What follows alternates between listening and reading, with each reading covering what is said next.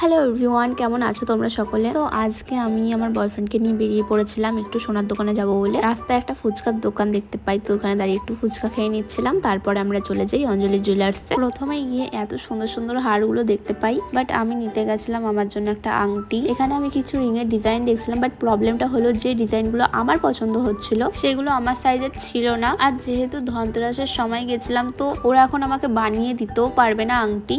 তাই আমি আমার আংটি নেওয়ার ইচ্ছেটাকে মেরে ফেলে কিছু গোল্ডের পেন্ডেন্ট দেখছিলাম, যার মধ্যে আমার এই ডিজাইনটা পছন্দ হয়। আর তারপর আমি ডিসাইড করি আমি আমার মায়ের জন্য একটা কানের নেব, কারণ যেহেতু সামনেই ছিল ধনতেরাস, আর ধনতেরাসে নিজে কিছু নিই না নিই, মাকে যদি কিছু গিফট দিই সেটাতে আমি আলাদাই একটা শান্তি পাই। তাই প্রত্যেক বছর যখন থেকে আমি ইনকাম করতে শুরু করেছি, ধনতেরাসে মায়ের জন্য কিছু না কিছু একটা কিনি, ছোট হোক বড় হোক। নিলাম মায়ের জন্য, আর সেটা দেখে মায়ের রিয়াকশন কিরকম ছিল সেটা তোমাদের সাথে নেক্সট মিনি ব্লগে শেয়ার করবো। ততক্ষণের জন্য চ্যানেলটাকে সাবস্ক্রাইব করে নাও। চলো দেখা হচ্ছে নেক্সট ভিডিওতে।